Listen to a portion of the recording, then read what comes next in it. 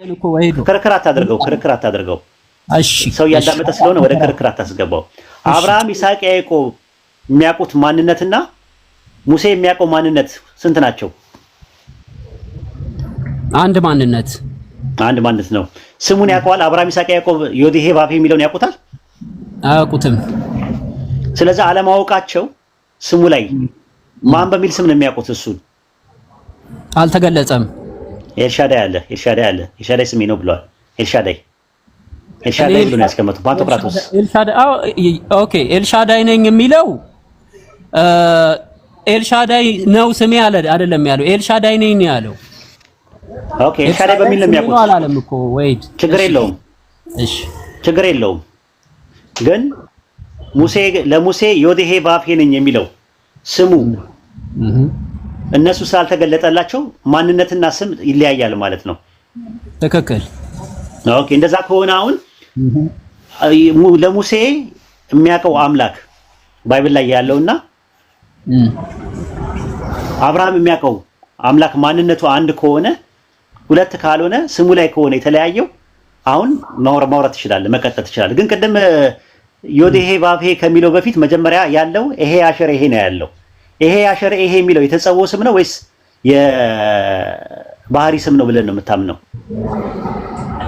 ስለሱ እኔ ምንም ማውራት አለ እንትን አይደለም። አጥና ሁለቱንም አያቸው። እሺ ቀጥል። አሁን ቀጥል ሐሳብ። እሺ ይኸውልህ ዋይድዬ፣ አንደኛ የስም ማንነት ያልኩ ለምን መሰለ? አላህ 99 ስሞች አሉት። ከ99 ስሞች ውጪ አላህ እንግዲህ በቁርአንም አልነገረንም፣ በሐዲስም ነብዩ መሐመድ ሰለላሁ ዐለይሂ ወሰለም አልነገሩንም። ነግረውናል። ኦኬ ያህዌ የሚለው ላይ ነው እያወራ ያለሁት። ነግረውናል። ለዛ ነው በድፍረት እንትን አትበል ፕሊዝ። እሺ ቆይ እንትን አትበል። ከዛ አርመኝ ከተሳሳተ። እሺ አንዳንድ ቦታ ላይ እንትን ማለት ስላለብኝ ነው። እሺ 99 ስሞች ውስጥ ያህዌ የሚል አለ እያልክ ነው? እነግርሃለሁ። እሱን ግን መጀመሪያ አርመው እንትን ስትናገር በማታውቀው ነገር ውስጥ ባትገባ ጥሩ ነው። አንዴ ተረጋጋ። እሺ ከባድ ነው። አረ ተረጋጋ።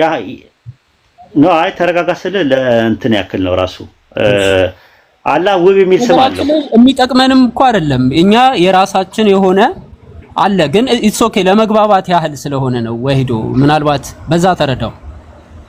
አይ ችግር የለውም። አላህ ውብ የሚል ስም አለው። እሺ ምን አልከኝ? ልነግርህ ነው። በሐዲስ ላይ ልነግርህ ነው። እሺ አላህ ጀሚል የሚል ስም አለው። ኢነላህ ጀሚል ይላሉ ረሱል ሰለላሁ ዐለይሂ ወሰለም። ጀሚል የሚል ስም አለው ቁርአን ላይ የሌለ ማለት ነው። ከ99 ስሞቹ ውጪ ማለት ነው።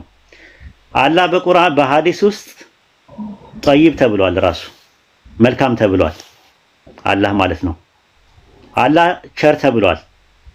የተለያየ ስሞች አሉ። ከቁርአን ውጪ በሐዲስ የመጡ ስሞች አሉት። አላህ የጊዜ ባለቤት ተብሏል። ለምሳሌ ብዙ አለ። በቁርአን ውስጥ የተገለጹት 99 ስሞች በቁርአን ውስጥ የተገለጹ ብቻ ናቸው። በነገራችን ላይ የአላህ ስም 99 ብቻ አይደለም፣ ራሱ አይቆጠርም። ራሱ ረሱል ሰለላሁ ዐለይሂ ወሰለም በሐዲስ ላይ ሲናገሩ ለፍጡራን በገለጽከው ስምህና ለፍጡራን ባልገለጽከው ስምህ እማጸናለሁ ነው ያሉት ረሱል ሰለላሁ ዐለይሂ ወሰለም። ስለዚህ የአላህ ስሞች 99 ብቻ ናቸው የሚል ትምህርት በዚህ በእስላም አስተምህሮት ውስጥ የለም። በቁርአን ላይ የተገለጹ 99 ስሞች አሉ፣ ባህሪያቱ የተሰየሙት ውስጥ ነው። ከዛ ውስጥ አንድ ታላቅ ስም አለው። ያ ስም ማን ይባላል? ቅድም ሳስተምር ከሰማኝ ማን ይባላል? ህያው የሚለውን አይደለ? አላሃይ የሚለው። አዎ አላሃይ የሚለው ዮዲሄ ባፌ ከሚለው ጋር አንድ አይነት ነው ትርጉማቸው።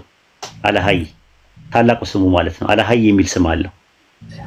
ኦኬ እሺ ልቀጥል ሐሳቤን? አዎ ትችላለህ። ኦኬ ዮዲሄ ባፌ የሚለው ያህዌ ከሚለው ስም ጋር አንድ አይነት ነው። አናባቢ ስለጨመሩበት እንጂ አዎ መሰረቱ አንድ ነው። ዮዲሄ ባፌ እላዩ ላይ ሲጨምርበት ነው ያህዌ የሚለው የሚመጣው። ስለዚህ ዮዲሄ ባፌ የሚለውን ያህዌ ብለን መረዳት እንችላለን፣ ማመን እንችላለን። ማመን ሳይሆን መረዳት እንችላለን። ኦኬ መረዳት ከቻለን ያህዌ የሚለው ስም አላህ ከሚለው ስም ጋራ ይመሳሰላል። የስሙ ትርጉም አላህ የሚለው ስምና አላህ የሚለው ስም የስማቸው ትርጉም ይለያያል። አላህ የሚለው ስምና አላህይ የሚለው ስም ግን አንድ አይደንቲቲ ነው። ስለ አንድ አይደንቲቲ ነው የምናወራው። ለምሳሌ ወሂድ የሚለው ስምና ለምሳሌ ነው የምነግርህ። ሄኖክ የሚለው ስም ይለያያል። ሄኖክም ወሂድም ግን አንድ አይደንቲቲ ነው። ስለ አንድ አይደንቲቲ ነው የምናወራው። ወሂድ የሚለው ስም የራሱ ትርጉም አለው። ሄኖክ የሚለው ስም የራሱ ትርጉም አለው። ኦኬ እሺ፣ አንድ የመጨረሻ ጥያቄ ነው የምጠይቅህ። የአላህ መልእክተኛና አላህም በቁርአኑ ላይ የአይሁዶችንና የክርስቲያኖችን አምላክ ስም ተጠቀሙበት የሚል አስተምሮ አለ ወይም ደግሞ በዑለማዎች ሰንሰለት ውስጥ የለም? ተጠቀሙበት የሚል ነገር የለም። ከሌለ ታዲያ ለምንድን ነው እኛ መች ተጠቀምን? ራሱ ኮምፓራቲቭ ሪሊጅን ላይ ነው የምንጠቀመው። ጥናታችን ነው እንጂ መች ተጠቀምን ከሆነ አናምንበትም ማለት ነው። ለማስረዳትም መረዳቱን ነው ያለው። ጥንት የነበረው አምላክ ዮዴሄ ቫፍ የሚባለው አይደንቲቲ አላህ ነው። ሌላ ሁለት አይደንቲቲዎች የሉም ነው እኛ እያልን ያለ ነው እንጂ አንተ እንደዛማ ካልክ ባይብል ላይ ኢየሱስ ሰው ነው ፍጡር ነው የሚል ነገር ብትጠቀም፣ ኢየሱስ በወንጌል ላይ ሰው ነው ፍጡር ነው የሚል ከሐዲስና ከቁርአን ማስረጃ ወንጌል ላይ ይሄ ያው ማቴዎስ በሚባለው ላይ ፍጡርና ሰው ነው የሚል ማስረጃ ከባይብልና ከማቴዎስ ወንጌል ይጠቀሳል ወይ ብሎ እንደመጠየቅ ነው ጥያቄ ማለት ነው። ኦኬ እሺ፣ ወደ እንትን ልምጣና አሁን ለምሳሌ በእኛ ተውሂድ አለ። ተውሂድ የአላህ አንድነት አለ። ሁለተኛው ደግሞ ተንዚህ አለ አይደለ? ትራንስደንሰንስ ምንድነው? ትራንስሴንደንስ የሚባለው ወይም ተንዚህ የሚባለው ማለትም አላህ ከፍጡራን ጋር ምንም አይመስለውም። ከፍጡራን ሁሉ በላይ ነው። በምንም አይነት ከፍጡራን ጋራ ማመሳሰል የሚባል ነገር የለውም አላህ። ሁለተኛ መጀመሪያ ያልኩ ደግሞ ተውሂድ አለ። በእነዚህ መሰረታዊ ዶክትሪን ላይ ዮዲሂ ቫብሂ የሚለው ተመሳሳይ አድርገን እንረዳዋለን ወይም ደግሞ ይሄኛው ጋር የሚመሳሰልም ነገር አለ። እሱ ነው የምልህ። አየህ፣ እሱ ነው የምልህ። አትሪቢዩት ላይ ነው ያልኩ። ለምሳሌ ኦሪት ዘጸአት ምዕራፍ 24 ቁጥር 9 ላይ የእስራኤል ሰባ ሽማግሌዎቹ የእስራኤልን አምላክ እንዳዩ ይናገራል አይደል? ቁርአን ላይ ደግሞ ሱረቱ በቀራ ምዕራፍ 2 ቁጥር 54 እስከ 56 ደግሞ የእስራኤል ሽማግሌዎች አላህን እስከምናይ ድረስ አናምንም ሲለው መብረቅ ያዛቸውና ሞቱ፣ ተመልሰው ተነሱና ይቅርታ ጠየቁ ይላል። ስለዚህ አሁን ፈጣሪ ታይቷል በሚልና አልታየም በሚል ነገር የሚመጣው ነገር የአትሪቢዩት ጉዳይ ነው የሚሆነው። ሱረቱ በቀራ ምዕራፍ 2 ቁጥር 30 እና ሱረቱ ሷድ ምዕራፍ 38 ቁጥር 56 ላይ አላህ ለመላእክት ያላቸው ሰውን በምድር ላይ እፈጥራለሁ ነው ያላቸው። ዘፍጥረት 1:26 ላይ ደግሞ ዮዲሄ ቫፌ ለመላእክት ያላቸው እንፍጠር ነው ያላቸው ይላል። ስለዚህ አትሪቢዩት የሚደረግበት የኢንፎርሜሽኑ ነገር ሁለት የተለያየ ኢንፎርሜሽን መጣ ማለት ሁለት አይደንቲቲ አለ ማለት አይደለም። እንደዛማ ካልክማ ብዙ እንትን አለ። ስለ ኢየሱስ ክርስቲያኖች ጋር ያለው አመለካከት አንዱ ኢየሱስ አብም ወልድም መንፈስ ቅዱስ ነው ሊል ይችላል። አንዱ ደግሞ ተነስቶ ኢየሱስ ማለት ፍጡር ነው፣ ሚካኤል ነው፣ የመላእክት አለቃ ሚካኤል ነው ይላል። አንዱ ተነስቶ ደግሞ ኢየሱስ ማለት የሥላሴ ሁለተኛው አባል ነው ይላል። አንዱ ደግሞ ይመጣና ኢየሱስ ፍጹም አምላክ ፍጹም ሰው ነው፣ ሁለት ባህሪ ያለው በአንድ አካል ውስጥ ሁለት ባህሪ ያለ ይላል። ኢየሱስ ማለት ሚያፊዚስ ነው፣ አንድ ባህሪ ተዋህዶ ብቻ ነው ብሎ ይላል። መንፈስ ቅዱስ ማለት ከአብና ከወልድ ነው የሰረጸው የሚል የአስተምሮት ልዩነት አለ። የአስተምሮት ልዩነት በመጣ ቁጥር ወደ አይደንቲቲ እያደረግን እየሸነሸንን ብዙ አይደንቲቲዎች እንዳለው አድርገን አይደለም የምንረዳው። ቁርአን አላህን የገለጸበት፣ ባይብል አምላክን የገለጸበት አገላለጽ ሁለቱም የተለያዩ ናቸው። የተለያየ ነገር ተገለጸ ማለት ግን አይደንቲቲውን ሁለት አያደርገውም ራሱ ማለት ነው። ብሉይ ኪዳንና አዲስ ኪዳን ላይ ራሱ የአምላክን አይደንቲቲ አንድ አይነት አይደለም የሚያደርገው ስትመለከተው ማለት ነው። ክርስቲያኖች ጋር በስላሴ ሊያምኑላ ይችላሉ። ስላሴ አብ ወልድ መንፈስ ቅዱስ ብለው አንድ አምላክ ብለው ሊያምኑ ይችላሉ። ጆባይት ነሶች ነው ብለው ሊሉ ይችላሉ። ግን ባይብል ላይ ያለው አምላክ የተለያየ ሊያደርገው አይችልም። ባይብል እንዳልኩ የሰው እጅ ገብቶበታል። የአትሪቢዩት የምትለው ነገር ሌላ የተለየ አትሪቢዩት የምትለው ነገር ካለ ንገረኝ። ትራንስደንት ብለህ ያልከው ነገር አለ አይደለ? አላህ ከፍጥራን በላይ ነው የሚለው አዚ ቴዎሎጂ ላይ ፊል አንድ አይነት ነው ትምህርታችን። ካቶሊክ፣ ኦርቶዶክስ፣ ከፊል ፕሮቴስታንት እና ሙስሊሞች አንድ አይነት ነው ትምህርታችን በኤግዚስተንስ ኦፍ ጋድ ላይ ኮንሴፕት ላይ ማለት ነው። ኦንቶሎጂካል ላይ ችግር የለብንም። ልዩነት ካለው ትነግረኛለህ። ኦኬ ሶሪ እኔ ዕብራይስጥኛ ብዙም ስለማልችል ነው።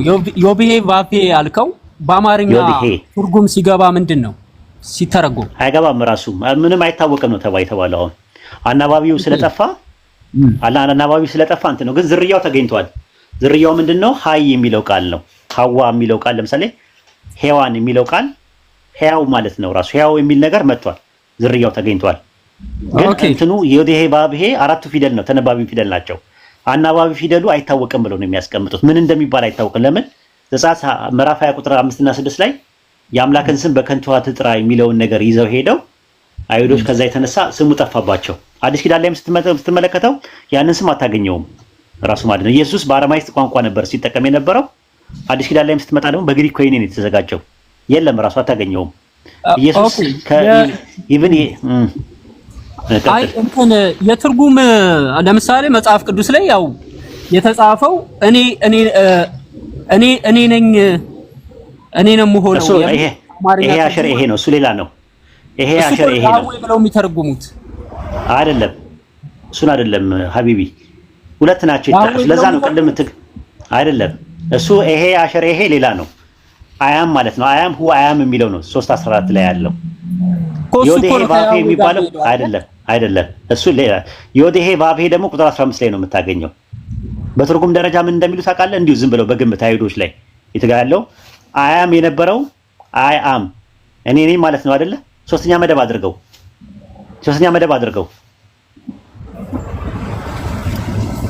እኔ ነኝ የሚለው በሶስተኛ መደብ አድርገው እኔ ነኝ ስልህ አንተ ምን ትለኛለህ? ስለኔ ስታወራ ለሰዎች እርሱ ነው ማለት ነው አይደል?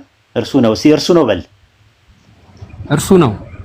በቃ እንደዛ ነው። የዮዴሄ ባቤ ማለት ይሄ አሸር ሶስተኛ መደብ ነው ብሎ ነው የሚያስቀምጡት። ሁለት የተለያዩ ስሞች ናቸው። ዛሃሉ ወይሄሉ ማለት ነው። አያ ሸራህያ ነው የሚባለው ማለት ነው በግዕዝ። ዛሃሉ ወይሄሉ የሚባለው ማለት ነው። ይለያያሉ። ዮብሄ ቫፌ ያልከው ላይ ያህዌ የሚል ቃል አለ ውስጡ? የለውም። ታዲያ ከሌለው እንዴት ነው የሚመሳሰለው? ምኑን ነው የሚመሳሰለው? ከላይ ጨምረውበት እኮ ነው አልኩህ እኮ። ጉዳይ ዲያ አልሰማኝም እንዴ? ያህዌ የሚለው ቃል ምንም ውስጡ የለም። ውስጡ የለም ካልክ ያህዌ የሚለው ቃልስ እሺ ከየት መጣ? ለምን እነሱ ይጠቀሙበታል እኮ? ነገርኩህ እኮ አላዳመጥከኝም ማለት ነው። እነሱ አዶናይ ከሚለው መጽሐፍ ውስጥ አ ከሚለው ዮድ ሄ ቫፌ የሚለው ላይ ሲጨምሩበት ይሄን ድምጽ ተፈጠረ ማለት ነው። ምን ነው የተፈጠረው? ከአዶናይ ከሚለው ላይ አታፍ ባታ ኦላምና ቃሜት ሲጨመሩበት ሶስት ምን የሚል አ የሚል ነገር ጨመሩበት። ዮድ ሄ ቫፌ ላይ ያ ነገር ሲጨመር ያህዌ የሚለው ነገር መጣ። ኦኬ አሁን ገባኝ። አሁን ገብቶኛል። እሺ አሁን ያሉት ክርስቲያኖችና አይሁዶች የሚጠቀሙት ስም የትኛውን ነው? ስም የለውም ነው የሚሉት ክርስቲያኖች። የክርስቲያኖች ቴዎሎጂ በነገራችን ላይ አንድ ደቂቃ አይጠቀሙበትም። ሁለት ደቂቃ ስጠኝ ከአህመድ ጋር አውራ አንዴ። እሺ ጉዳይ ዳይ። እሺ አህመድ ሰላም አለይኩም። ሰላም አለይኩም። ሰላም አንዴ ቀጥሉ። ሁለት ደቂቃ ስጡኝ። እሺ አንዴ ልጄ ተነሳብኝ። እሺ ሰላም አለይኩም። ሰላም አለይኩም። ወአለይኩም ሰላም። እንዴት ነህ? አለን አልሐምዱሊላህ። እንዴት ነህ? አልሐምዱሊላህ። ሰማለሁ። ቀጥል ሀሳብ ካለ። ከእንትን እንዴት መሰለህ ይሄ ስሙ ላይ ብቻ ስፔሲፊካሊ ስሙ ላይ ግን እንዛላ አንተ ጋር ምናልባት ሜት ብታደርግልኝ ትንሽ ደቂቃ። መንገድ ላይ ነኝ። እሺ ይቀጥል። ሶሪ። እሺ በስም አኳያ የየራሳቸው ኤክስፕላኔሽን የሚሰጡበት ኮንቴክስት አለ። ምሁራን እንደ ምሁራን ማለት ነው።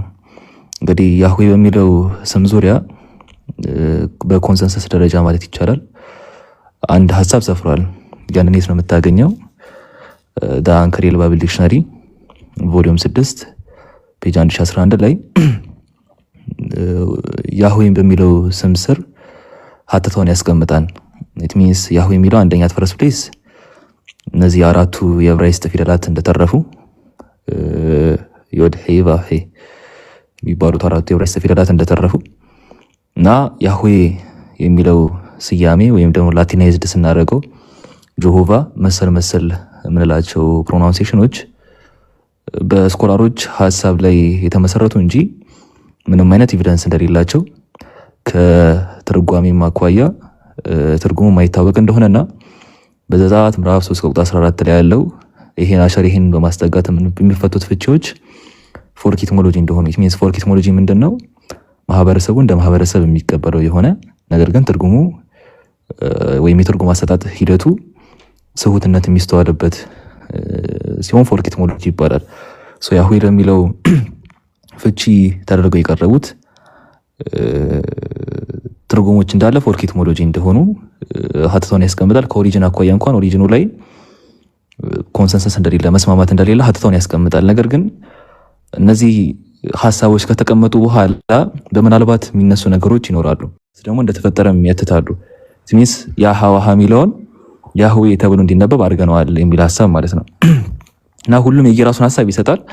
ቅድም እንደተነሳው ደግሞ በሔዋን ዘር ለምሳሌ የሔዋን ዘር ሕያው በሚል ፍቺ ከተፈታ የያህዌም ዘሩ ራሱ ተገኝቷልና ሕያው የሆነው ያለ የነበረ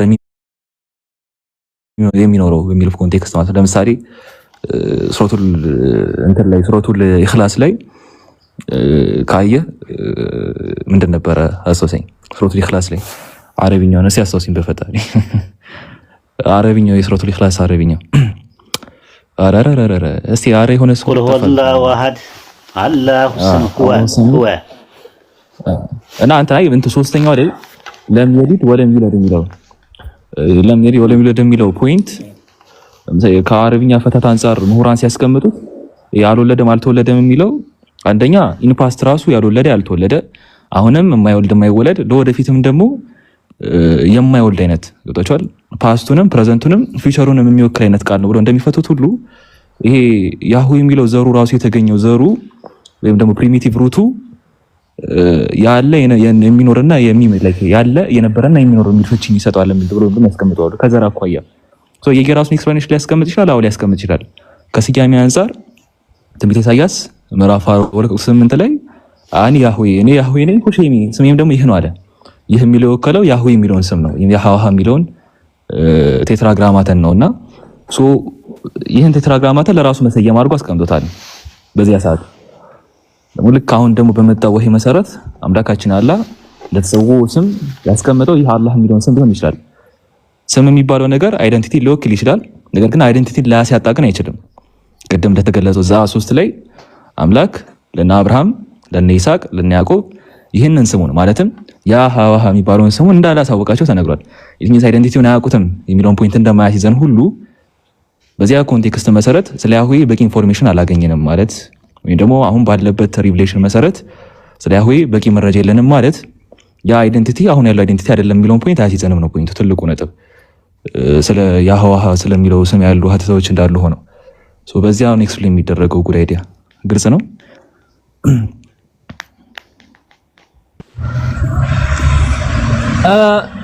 ቲንክ እንደሚያደርገን አይደንቲቲ የአብርሃም አምላክ በሚለው አይሁድንም ክርስቲያኖችንም እስልምናንም አንድ ያደርገናል።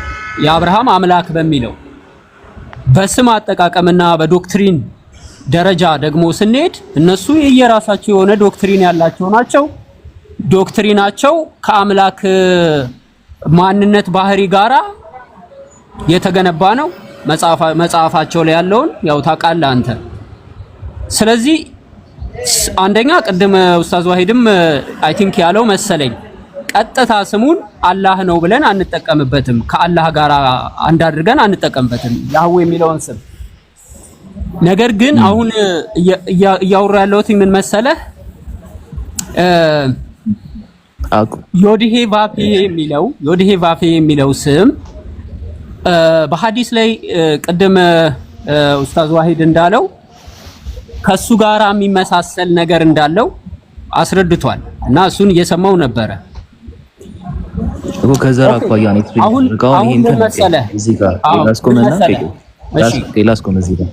እዚህ ጋር ላስቆመ ሚስኮንሰፕሽን እንዳይፈጠር ከኡስታዝ ጋር ከዚህ በፊት በስልክ ማውራታነበታል። የእሱን ሐሳብ ሀተታውን በትክክል አውቀዋለሁና እንዴት ነው የኡስታዝ ሐሳብ ተውቂፍ ነን ከስም አኳያ የምንቆምበት ኮንቴክስት አለ። አልሐይ የሚለው ስም ጋር የሚሰጥ ኤክስፕላኔሽን አለ። ለምሳሌ ሔዋን ለሚለው ዘሩ ሕያውነት የሚል ፍቺ ከተሰጠው ከተሰጠው ልክ እንደዛ ሁሉ ያህዌ የሚለው ዘሩ ተገኝቷል ነው፣ ፕሪሚቲቭ ሩቱ ተገኝቷል። ያ ፕሪሚቲቭ ሩት ደግሞ ሕያው የሚል ነው። አንዱ ሐሳብ ቅድም እንደነገርኩ ይህ ነው። ሶ ፕሪሚቲቭ ሩቱ ሕያው የሚለው ስያሜ ከመጣ በዚያ ኮንቴክስት ደግሞ አላህ ባህሪ ተገልጿል ነው። ያ ደግሞ አልሐይ በሚለው ስም የተገለጸ ነው። ሶ በዚህ ኤክስፕላኔሽን መሰረት ነው ይሄ ነጥብ የተነሳው። ይሄ ፖይንት ኦፍ የተነሳው በዚህ ኤክስፕላኔሽን መሰረት ነው። አይተዋል። በዛ መመለከት ትችላለህ። እና ከስም አኳያ በእርግጥ በሐዲስ ላይ የተገለጹ ዝናዚን ስሞች ውስጥ የማይካተቱ ነጥቦች አሉ። ወሰለም በሐዲስ ላይ እንደተናገሩት ቅድም ኡስታዝ ነግሮ ነበር። አይተን ካልተሳሳትኩኝ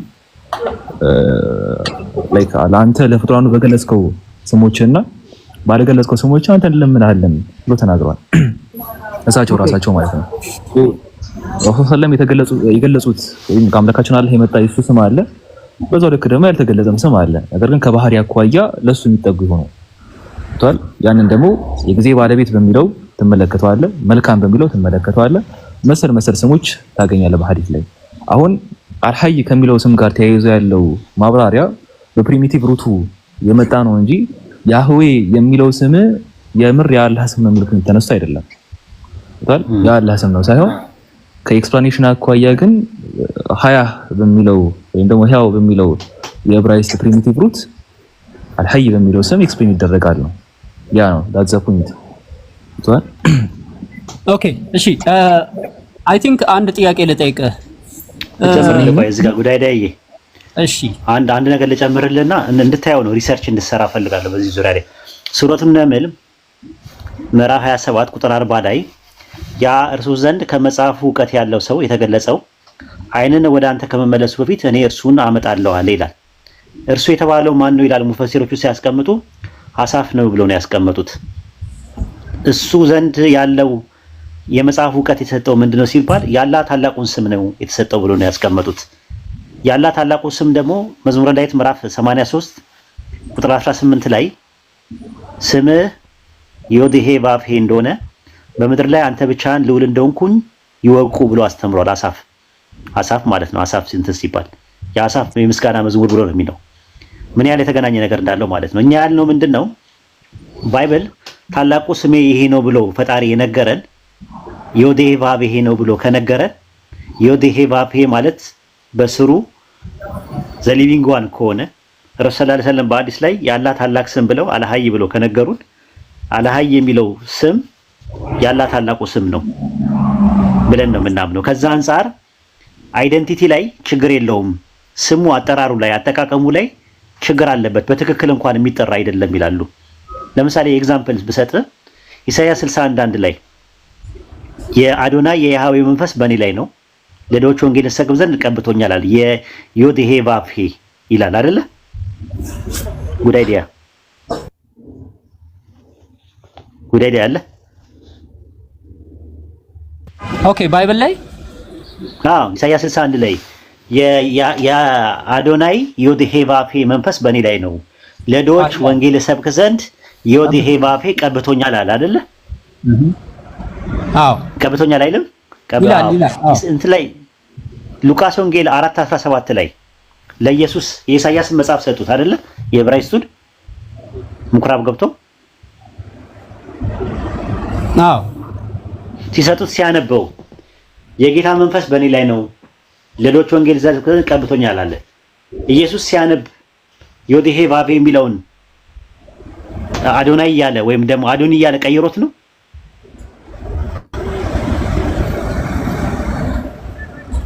ቀይሮት ነው? ያው ጌታም ተብሎ ስለሚጠራ ጌታም ተብሎ ስለሚጠራ መጽሐፉ ሲያነበው መጽሐፉን ገልጦ ሲያነበው ዮድሄ ባፌ የሚለውን ቀይሮት ነው እያነበበ ያለው ኢየሱስ? መጽሐፉ ላይ የተጻፈው ነው የምናየው እንጂ ከዛ ውጪ እንዴት እናያለን? የኢሳይያስን መጽሐፍ ነው የሰጡት እኮ። አዎ የኢሳይያስን ሰጠውታል፣ ግን እሱ ሲያነበው ደግሞ የጌታ መንፈስ በእኔ ላይ ነው ብሎ ነው የተናገረው። የኢሳይያስ መጽሐፉ ላይ የለማ። መጽሐፉ ላይ የሌለ ነገር መጽሐፍ ቅዱስ ላይ ግን አለ። መጽሐፉ ላይ ነው ያልኩ። የጠየኩ መጽሐፍ ቅዱስ ላይ አለ አይደለም እኮ። ጸሐፊው ሉቃስ ላይ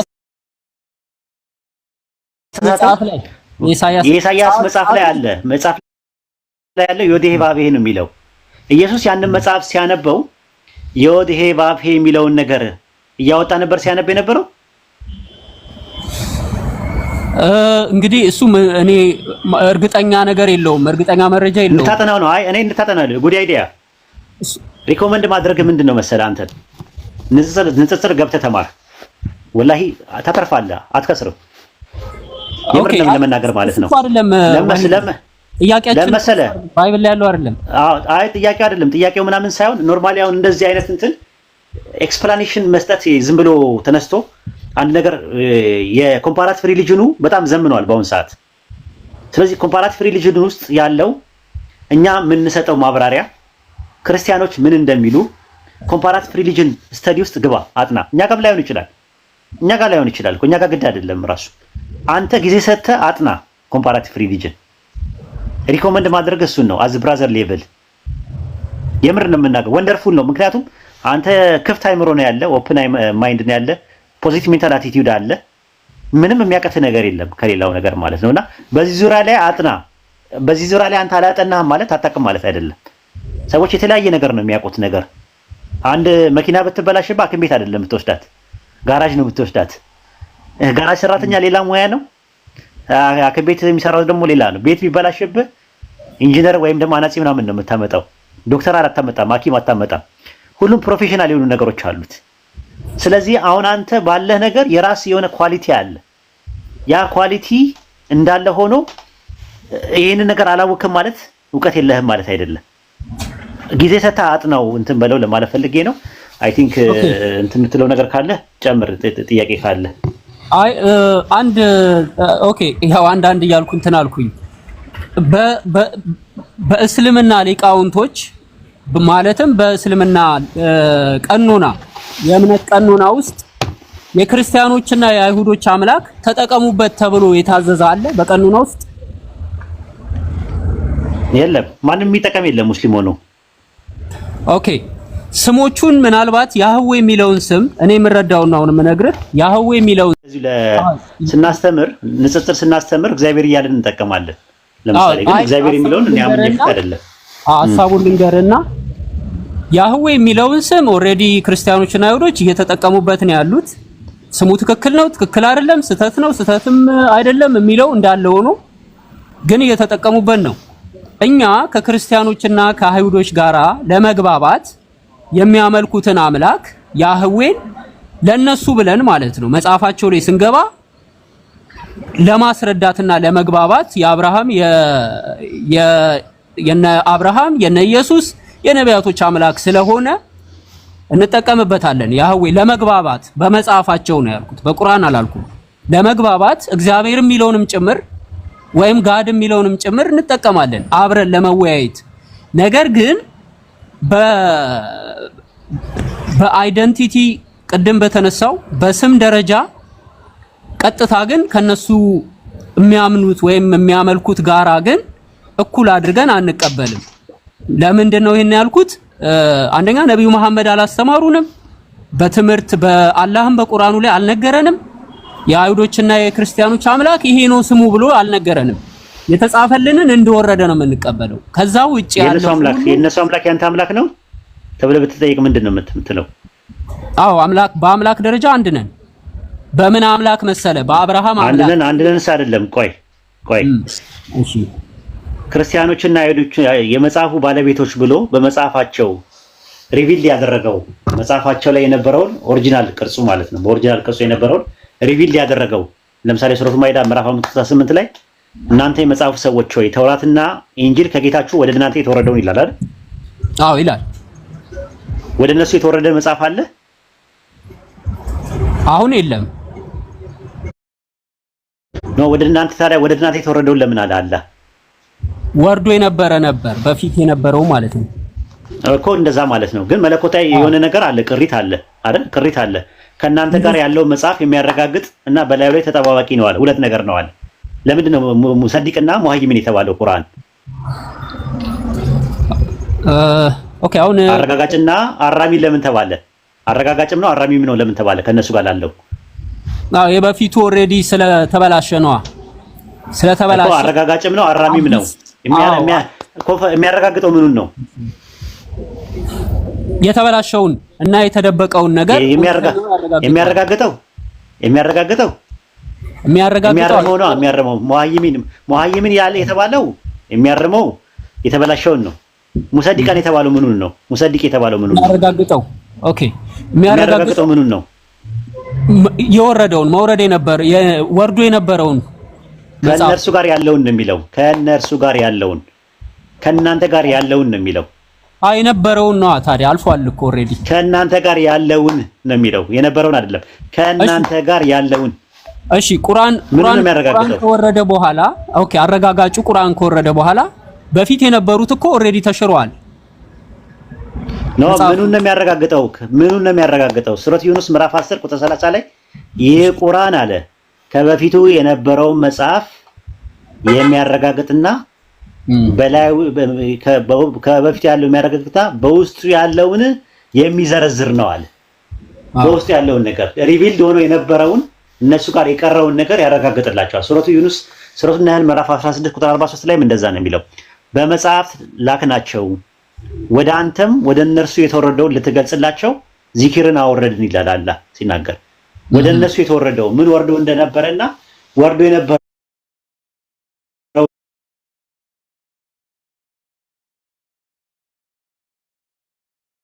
እንጂ ምንም ነገር የላቸውም ሙሉ ለሙሉ መጽሐፋቸው ሐሰት ነው የሚል የቁርአን ክሌም የለም። ራሱ ሙሉ ለሙሉ እውነት ነው የሚል የቁርአን ክሌም ተበርዟል ካለ ተበርዟል አለ ነው። አሁን ጥያቄ የሚነሳው ምንድነው? አይደንቲቲው ኦንቶሎጂካል ሜታፊዚካሊ አይሁዶች አምላካችን ብለው የሚጠሩት ከኦንቶሎጂካልም ከሜታፊዚካልም ልዩነቱ ምንድነው? ከኛ ንገረኝ እስቲ። ክርስቲያኖችን ተዋቸው።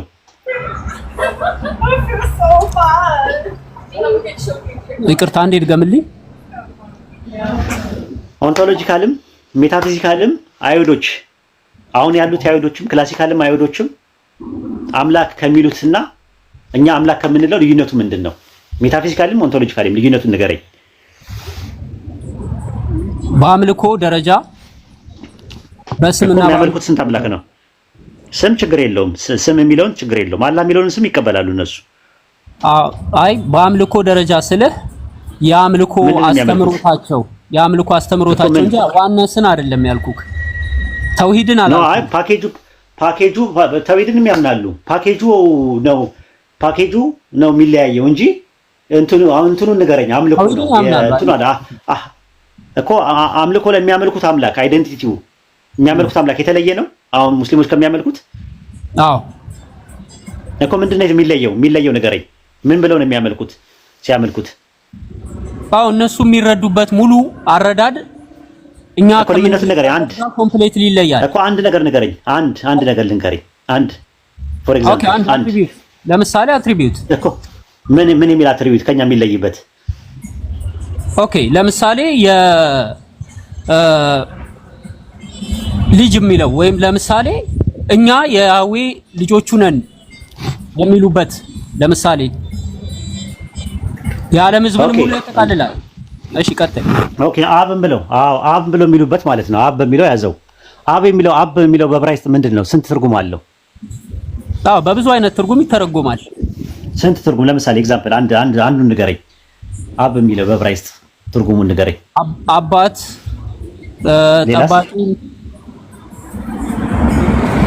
ጠባቂ፣ ሌላስ? ሰብሳቢ፣ ጠባቂ፣ አባት። መረጃ ይኖር ይሆን?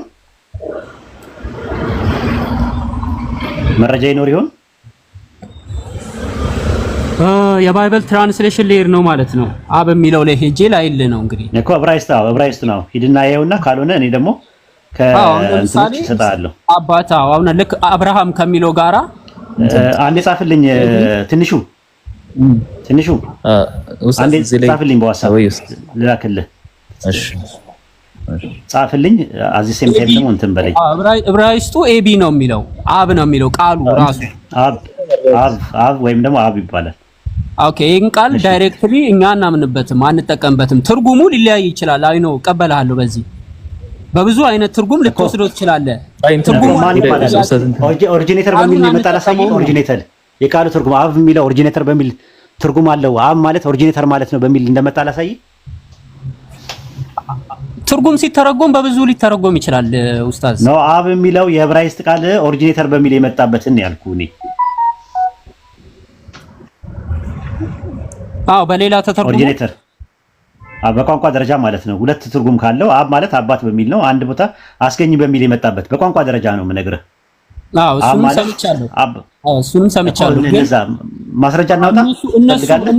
እነሱ ምን ብለው ነው የሚረዱት? አብን ኦሪጂኔተር ነው የሚሉት። ታልሙዲክ ሶርሶችም እንዳለ የሚያመለክት ኦሪጂኔተር በሚል ነው የሚረዱት እንጂ አብ ማለት ይሄ ቃሉን ቀጥታኛ እንጠቀምበታለን። ኦሪጂኔተር የሚለውን አዎ አልባሪ ይለዋል ቁርአን ላይ። አብ የሚለውን አይ ነው ቃሉ አብ የሚለውን የዕብራይስጡን የዕብራይስጥ አይደለም። ዕብራይስጥ ተናጋሪዎች አይደለን እኛ አረብኛ ተናጋሪ። የቁርአን የወረደው ሪቪል የሆነው በምንድን ነው?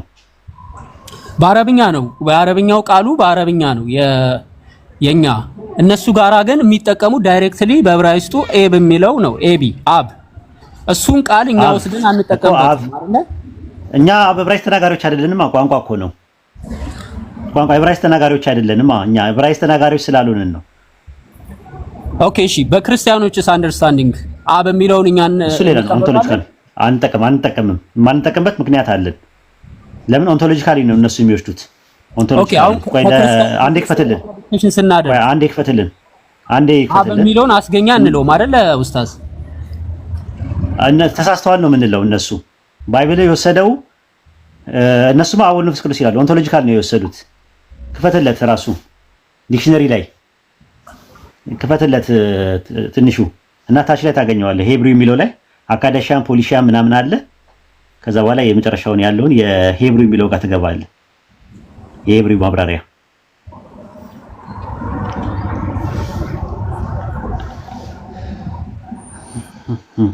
ከክርስቲያኖችና ከአይሁዶች አምላክ ጋራ ወደ ሽርክ የሚወስደን አይሁዶች ሲጀመር በትሪኒቲ ስለሚያምኑ እነሱ አይቀበሉም። ኦንቶሎጂካሊም ስለሚወስዱ እምነታቸው ትክክል አይደለም ብለው ነው የሚያምኑት። አምላክ ልጅ የለውም ብለው ነው የሚያምኑት። ኦንቶሎጂካሊ ልጅ የለውም ነው። አንተ ዊኪፒዲያ ትቀበላለህ አይደል? ዊኪፒዲያቸው ላይ ራሷን ዊኪፒዲያ ስለ አይሁድ ትክክልም ሶርስ ባይሆንም ለአንተ ስለምትጠቀም እዛ ላይ ራሱ አምላክ ልጅ የለውም ነው የሚለው። አንደኛው እንትኑ ማለት ነው። አምላክ ቦዲ ያለውም ብለው የማያምኑ ቦዲ ማለት ነው የሊኩዊድ ሶሊድ ጋዝ ኤንድ ፕላዝማ። አምላክ ልጅ ያለውም ብለው አያምኑ። ልጅ የለውም ብለው ነው የሚያምኑት። እሱ ልክ ነህ። በጠባቂነት ደረጃ ነው የሚወስዱት። ለምሳሌ እግዚአብሔር አባታችን ነው ሲሉ ይጠብቀናል፣ አብ የሚለው ፕሮቴክት ያደርገናል ለማለት ነው። አምስት ትርጉም አለው ይላል። አሁን ያወጣልሃል። አብ የሚለው በዕብራይስጥ አንደኛ ፋዘር ነው ይላል። ሁለተኛ አንሲስተር ይላል። ሶስተኛ ፕሮቶጄኔተር ይላል። አራተኛ ኦሪጂኔተር ይላል። አምስተኛ ፕሮቶታይፕ ይላል። ከዚህ ውስጥ አይሁዶች ይህንን አንደርስታንድ እንደሚያደርጉበት በምንድን ነው? ልክ እንደ እኛ ማለት ነው። አሁን እኛ ይስተዋ የሚለው የአረብኛ ቃል ወደ 11 ትርጉም አለው። ከ11ዱ ትርጉም ውስጥ አላህ የትኛው ነው በትክክል የተጠቀመበት የሚለውን የምናገኘው ከየት ላይ ነው የምናገኘው?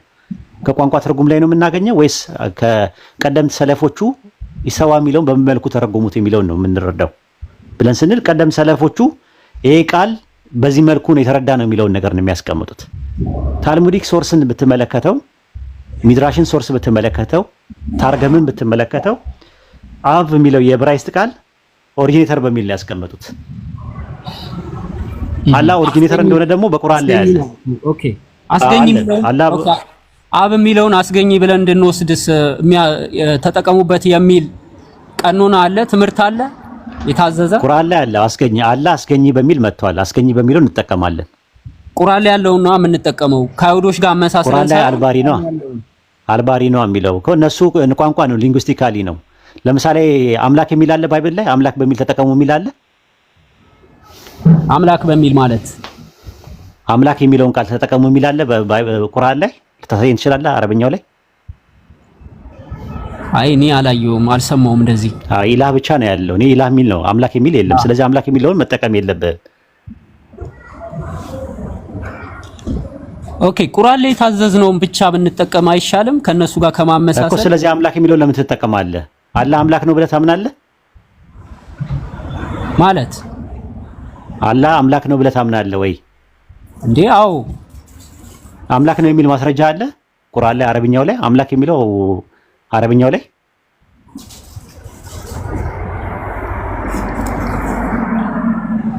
እና አምላክ ነው የሚል ቃል የለም እያልክ ነው?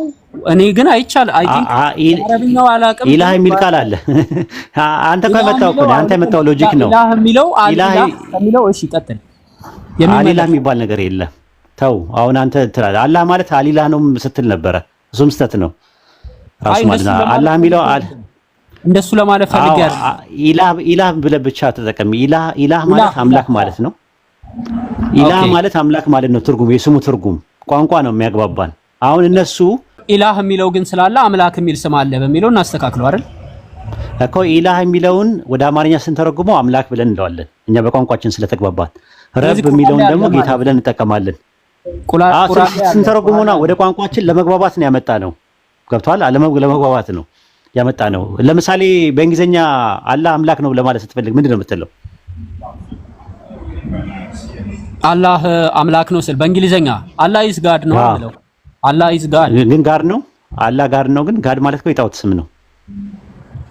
አዎ ግን በእነሱ ቋንቋ ሲሆን ተመልከት፣ እንደዛ አልክ ማለት ነው። ቴዎስ ምንድን ነው? ለምሳሌ በግሪክ ሀገር ውስጥ አላህን አምላክ ነው ልትላቸው ስትፈልግ ኡስታዝ ኮመኔ ማርገው ይወስዳል። እነሱ ምኑን ለምሳሌ አላህ የሚለውን ስም ለመተርጎም ሲፈልጉ የሚረዱት እነሱ ጋድ በሚለው ኮመኔ ማድረገው ይወስዳል። አይደለም፣ እንደዛ አይደለም። እሱ ቅድም ሳወራ ነበረ ወቅት ፊላ ስትጠይቀኝ ሙስተርሺቆች ወይም ደግሞ ጥንተ የመካከለኛው ምስራቅ ጥንተ ነገር የሚያጠኑ ሰዎች እነሱ ናቸው ለመጀመሪያ ጊዜ አልና ኢላ ግጥምጥም ነው። ስለዚህ አላህ ማለት ዘጋድ ማለት ነው ብሎ የተረጎሙት እነሱ ናቸው። በእኛ በኢስላም አስተምሮት አላህ ማለት የተጸውዖ ስም ነው፣ ዘጋድ ማለት አይደለም። ዘጋድ ማለት በአረብኛ አልኢላህ እንጂ አላህ ማለት አይደለም።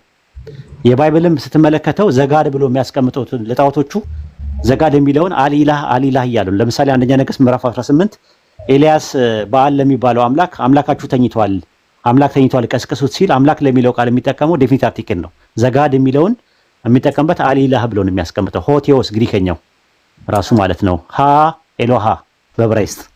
ስለዚህ ቋንቋ ላይ የሚመጡ ነገሮች አጠቃላይ ትርጉማቸው ቋንቋው የሚጠቀምበትን ነገር ልትጠቀም ትችላለህ። አሁን ለምሳሌ ግሪክ ጋር ስትሄድ ቴዎስ ትላለህ። ቴዎስ ግን መሰረቱ የጣዖት ስም ነው የነበረው። ቴዎስ ማለት አምላክ ነው ሲተረጎም፣ የጣዖት ስም ነው። ለመግባባት ያክል ግሪከኛ ላይ የሚኖሩ ሰዎች አምላክን ማይጋድ ብለው ሲሉ ራሱ ለምሳሌ ቴዎስ ሙ ሊሉ ይችላሉ፣ አምላክ የለም ማለት ሲፈልጉ። ገብተዋል? ስለዚህ ቋንቋ ነው እንትን የሚለው። አሁን አብ ማለት የዕብራይስጥ ላይ ሲጠቀሙ አይሁዶች ሲጠቀሙ 5 ትርጉም አለው ብዬ ነበረ። ከ5 ትርጉሞች መካከል አንደኛው የአስገኝ በሚል ይመጣል። ቁርአን ላይ አላህ አስገኝ እንደሆነ ተጠቅሷል። አላህ አብ የሚለውን ላንጠቀም እንችላለን እኛ። ለምን? የኛ ቋንቋ አይደለም አብ የሚለው ነገር። ይሄ እንትኑ ማለት ነው። አብ የሚለው የዕብራይስጥ ቃል የኛ ቋንቋ አይደለም እና ከዛ አንፃር ብታየው ጥሩ ነው ለማለት ፈልጌ ነው። አይ ቲንክ ጥያቄ ካለ እዚህ ላይ ጠይቅና አህመድ አገኘው። በዚህ ላይ አንድ ሀሳብ ልጨምርለት። ጉዳይ ፐርስፔክቲቮቹን እንድትይዛቸው ነው።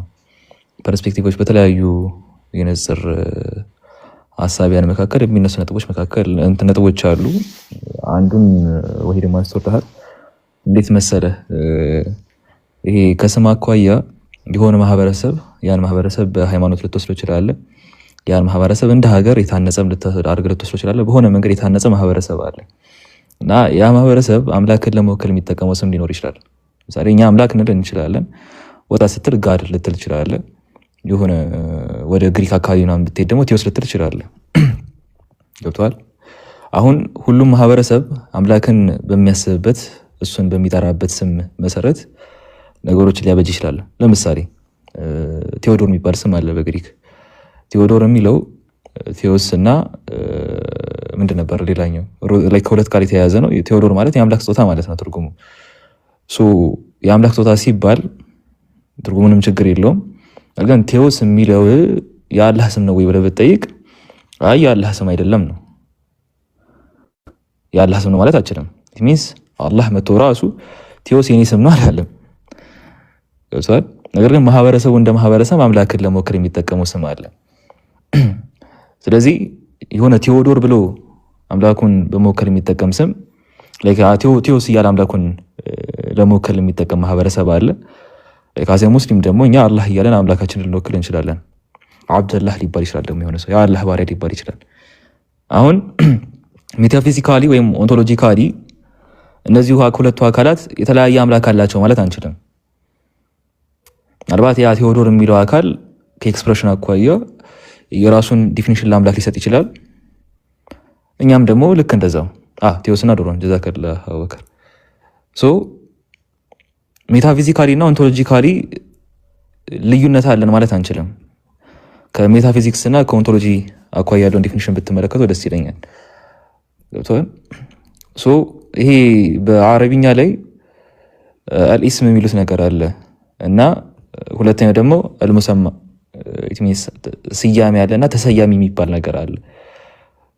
በዚህ ዙሪያ ኢብኑ ሲና እና ማይሞኒዴስ የራሳቸውን ፍልስፍና ያስቀመጡበት ኮንቴክስት አለ። እሱ ላይ እንመለሳለን። የሆነ ማህበረሰብ አምላክን ለመወከል ቴዎስ ብሏል። ነገር ግን እኛ ተውቂፍ ስለሆነ ኢት ሚንስ የአላህ ስም አለ፣ ስሞቹን ደግሞ እሱ ገልጧቸዋል። ያልገለጣቸውም ስሞች እንዳሉ ሆኖ እሱ ለራሱ በገለጣቸው ስሞች ለመወከል እንደምንጠቀመው፣ ነገር ግን ቴዎዶር የሚለው ስያሜ በአምላክ ዙሪያ ሜታፊዚካሊም ሆነ ኦንቶሎጂካሊ ችግር እንደማይፈጥረው ሁሉ ያህዌ የሚለው ስያሜ አምላክን ለመወከል የአይሁዱ ማህበረሰብ ወይም የክርስቲያኑ ማህበረሰብ የሚጠቀመው ስም ነው። ነው። ነገር ግን ያ ከሆነ በኋላ ያ ያህዌ የሚለውን ስም አልሀይ በሚለው ስያሜ ኤክስፕሌን ማድረግ እንችላለን። ነገር ግን ያህዌ የአላህ ስም ነው ወይ ተብሎ ቢመጣ ግን አላህ ራሱ ወይም ደግሞ ረሱል ሰለላሁ ዐለይሂ ወሰለም ያህዌ የአላህ ስም ነው ስላላሉ የእሱን ስም ያህዌ ብለን ልንጠቀመው አንችልም። አልሀይ በሚለው ኤክስፕላኔሽን ግን ስር ግን ልናካትተው እንችላለን። ላይክ ቴዎዶር የሚለውን ስያሜ አምላክ በሚለው ኤክስፕላኔሽን ስር እንዳዋልን ሁሉ ያህዌ የሚለውን ስያሜ ማህበረሰቡ አምላክን ለመወከል እኛ አምላክ እንደምንለው፣ ግሪካውያን ቴዎስ እንደሚሉት፣ ኦሮምኛ ተናጋሪ ዋቃ ምናምን እንደሚለው በዚህ ኤክስፕላኔሽን ሊብራራ ይችላል ማለት ነው። ሜታፊዚካል ኤክስፕላኔሽን እና ኦንቶሎጂካል ኤክስፕላኔሽን ስንል ምን ማለት እንደሆነ ፊሎሶፊካል አንደርስታንድ ሊደረግ ይገባል። ወይ ያን ፖይንት ሲያነሳ ምን ማለት ፈልገው ነው የሚለውን አት ፈርስት ፕሌስ ያን መረዳት አለብን። ምናልባት እዛ ላይ ውስንነት ካለ ማለት ነው። ኦንቶሎጂ ስንል ዋት ጋድ ላይክ ጋድ ራሱ የሚባለው ነገር ኤክስፕሌን የሚያደርገው ነው። ፈርስት ኦርደር ይባላል ፊሎሶፊ ላይ ፈርስት ኦርደር ኩዌሽን የሚባለው ነገር ማለት ነው። ከተቻለ ኦንቶሎጂካሊ ስትሉ ወይ ሜታፊዚካሊ ስትሉ የየራሱ ትርጉም አለው። ሜታፊዚካሊ አንድ አይነት አምላክ አለን ሲባል ተከተለው የሚመጡ ዲስክሪፕሽኖች አንድ አይነት ነን ማለት አይደለም። ከተቻለ እነሱ ሜታፊዚካሊ የሚሰጡት ስያሜ ሊሆን ይችላል። ከነሱ አስተሳሰብ አንፃር ሜታፊዚካሊ እነሱ እኛ የአምላክ ልጆች ነን የሚል ስያሜ ሊሰጡ ይችላሉ ክርስቲያኖች። እኛ ክርስቲያኖች ጋር በኦንቶሎጂካሊም ሆነ ሜታፊዚካል አንድነት አለን ስንል ያንን አክሰፕት እያደረግን ነው ማለት አይደለም። እነሱ ሜታፊዚካሊ ሊሰጡት የሚችሉት ስያሜ ይችላል፣ ለአምላክ የሆነ ባህሪ ሊያስጠጉለት ይችላሉ። ላይክ ግን ያን አያስይዘንም። ሜታፊዚካል እና ኦንቶሎጂካሊ ሴም አምላክ አለን ማለት ያንን አያስይዘንም። በዚህ ኤክስፕሌን የሚደረግ ነው። ላይክ የሆነ ማቴሪያሊስት ሊነሳ ይችላል። ቆሳውያን 16ኛው ክፍለ ዘመን ላይ የነበረ ቆሳዊ ምሳሌ ቶማስ ሆብስን ወሰዱ። ቶማስ ሆብስ ይቺን ዓለም ኤክስፕሌን ሲያደርጋት ኤቭሪ ኤግዚስተንስ ማተር ነው ብሎ ነው የሚያብራራው። ማተር ደግሞ ፊዚክስ ላይ ስፔስን የሚወስድ ነገር ነው አይደለ? አት ፈርስት ፕሌስ በቃ ማተር ስትሉ አት ፈርስት ፕሌስ ስፔስን የሚወስድ ነገር ነው፣ የሆነ ቦታ የሚፈልግ ነገር ነው። እነሱ በ16ኛው ክፍለ ዘመን ማቴሪያሊዝምን ወይም ቁሳዊነትን ሲያነሱ አምላክ ራሱ ማተር ነው እያሉ ነው። ቦታ የሚወስድ ነገር ነው ኤክስፕሌን እያደረጉ ነው። ገብቷቸዋል? ኤክስፕሌን እያደረጉ ነው። አሴ ሙስሊም ያን ትቀበላለህ? አይደለም፣ አልቀበልም። ግን አሴ አልቲሜት ሪያሊቲ ግን አምላክ ኤግዚስት እንደሚያደርግ ልንቀበል እንችላለን። ከጁዳይዝም እኩል ከክርስቲያን እኩል በዚሁ ነጥቦች እንደ አልቲሜት ሪያሊቲ የምንቀበላቸው ነገሮች አሉ። ከዛ አልቲሜት ሪያሊቲ ውጭ ያሉ ተከትለው የሚመጡ ዲስክሪፕሽኖችን ግን አሴ ሙስሊም የመቀበል ግዴታ አለብን ከተባለ የለብን። እነዚያ ነገሮች አዎንታዊም ሆነ አሉታዊ ገጽታ ኖራቸው አምላካችን አላህ ራሱን ባልገለጸበት፣ ረሱል ሰለላሁ ዐለይሂ ወሰለም አምላካችን አላህን ባልገለጹበት ወይ ልንገንጿችን ነው። ይሄ ፖይንት በምንድን ነው? አዎንታዊም አሉታዊም ጎን ኖረው ማለት ነው። ያ ነጥብ አሉታዊም አዎንታዊም ጎን ቢኖረው አምላካችን አላህና ረሱል ሰለም ባህሪውን ባልገለጹበት ወይ አምላካችን ልንገንጿችን ነው። ነገር ግን ቅድም እንደነገርኳችሁ በዚያ ምሳሌ መውሰድ ትችላላችሁ። ቴዎዶር በሚለው ቴዎስ የሚባለው ነገር የግሪክ ማህበረሰብ አምላክን ለመወከል የሚጠቀምበት ነው። ልክ እንደዛ ሁሉ ደግሞ እዚህ ወደ እስራኤል አካባቢ ስትመጡ ደግሞ አምላክን ለመወከል ማንን ነው የምትጠቀሙት ሲባል ያህዌ የሚባለውን ስያሜ ይነግራቸዋል። ኢትዮጵያን ጋር ስትመጡ ደግሞ አምላክ ይላቸዋል። ወይም ደግሞ ከቃል አጠቃቀም አኳያ የብሔር ገዢ ወይም የእግዚአብሔር እያሉ ሊጠቀሙ ይችላሉ። ታውቃላችሁ። ከባህሪ አኳያ ያንን ነገር አስጠግታችሁ ልትፈቱ ትችላላችሁ። አዎ ልትፈቱ ትችላላችሁ። ነገር ግን የአላህ ስም ያ ነው የሚለውን ነገር ግን አያሲዘንም። ተከትሎ ይመጣው ከሜታፊዚካል ሪያሊቲው ተከታች የሚመጡ ተከትሎ ይመጡ እነዚህ ዲስክሪፕሽኖችን ግን የሚያሲዙን አይደለም። አባት የሚለውን እንደ መጽሐፍ ያለፈች እንዳለ ሆኖ ማለት ነው። አባት የሚለው አብ የሚለው ወይም አብ የሚለው ስም ፈጣሪ በሚለው ገዢ በሚለው ሰብሳቢ በሚለው ፍቺ እንዳለ ሆኖ ከቴዎሎጂ አኳያ ግን ሜታፊዚካሊ እና ኦንቶሎጂካሊ ባለ አልቲሜት ሪያሊቲ እስቲል አንድ ናቸው ከተባለ አዎ አንድ ነን ብለን እንናገራለን። ያህዌ አላህ ነው። አዎ ያህዌ አላህ ነው። ነገር ግን ተከትለው የሚመጡ ዲስክሪፕሽኖች አይደለም። እነዚህ ካባላስቲክ ነው ካላባላስቲክ ነው የሚባሉ አሉ። የአይሁዳውያን ሴክቶች ስማቸውን በትክክል ፕሮናንስ ላደርገው እችላለሁ። ሶሪ ለዛ ገብቷቸዋል። እነዚያ ሰዎች ላይክ አንድ የአይሁዳውያን ሴክቶች ናቸው። አምላክን ኤክስፕሌን የሚያደርጉበት ፖይንት አለ። በጣም አጸያፊ የሆነ ማለት ነው፣ ለጆሮ የሚቀፍ ኢቨን በመጽሐፍ ውስጥ ማለትም በመጽሐፍ ቅዱስ ውስጥ የየራሱ ትርጉም ኖሮ ሳለ አባት ስትሉ አሁን እንዴት ለአላህ አባት ልትሉ ይችላላችሁ። ግን በዚያ መጽሐፍ ውስጥ የራሱ ቋንቋ አለው አምላክን ለመግለጽ። በመጽሐፍ ውስጥ እግዚአብሔር ምጥ እንደያዘ ሴት ይጮሃል ምናምን ይላቸዋል ኢሳይያስ 42:14 ላይ። እንዴት አምላክን ምጥ እንደያዘ ግን እዛ ጋር የራሱ ትርጉም አለው የሚያሰፍረው። ስቲል አርጊው እያደረግን ያለ ነው አላህን በቁርአን ውስጥ እያረመ ያለው እና ተከትሎ የሚመጡ ዲስክሪፕሽኖችን ነው እንጂ በሜታፊዚካሊ ሆም ኦንቶሎጂካሊ ባሉ አልቲሜት ሪያሊቲዎች ላይ አይደለም። ያንን ኤክስፕሌን ማድረግ ትችላላችሁ፣ በዚያ መረዳት ትችላላችሁ። ኦንቶሎጂ ስለ ቢንግ ነው የሚያጠናው ቢአንደርስታንድ። ሜታፊዚክስ ደግሞ ስለ ኤሰንስ ነው የሚያጠናው። ከኦንቶሎጂ ከቢንግ አኳያ ነሰሰሪ ኤግዚስተንስ የሚባል አለ፣ ዋጂበል ውጁድ የምትሉት ነገር አለ፣ አንክሬትድ ዋን የምትሉት አለ፣ ያልተፈጠረ ግን የሚፈጥር የሆነ ገብቷችኋል።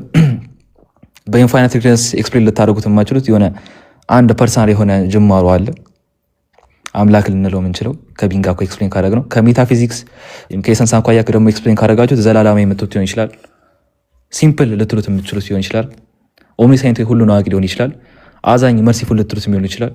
የተለያየ ኤክስፕሌኔሽን አለ። ተከትለው የሚመጡ ግን ዲስክሪፕሽኖች አሉ። ቅድም እንደተናገረው እኛ የእግዚአብሔር ልጆች ነን የሚለው ዲፊኒሽን ሊኖር ይችላል። መሰል ምናልባት ለጆሮአችን ሊከብዱን የሚችሉ ዲፊኒሽኖች ሊኖሩ ይችላሉ። ዛቻን እነዚያን ዲፊኒሽኖች የግድ ኤክስፕሌን ማድረግ አለባችሁ ወይም መቀበል አለባችሁ ሳይሆን እንደ ሜታፊዚካል ሪያሊቲ ቅድም እንደነገርኳችሁ አክሰፕት የምናደርጋቸው አንድ ያደረጉናል የምንላቸው ፖይንቶች አሉ ማለት ነው። አንደኛው ፖይንት ስም የሚለው ነው።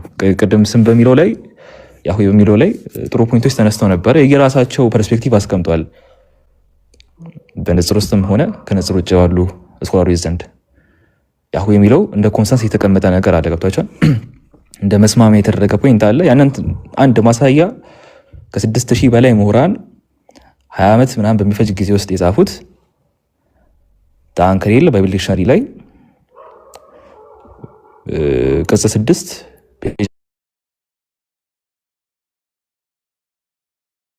11 ላይ ያስቀመጠው ሀተታ አለ።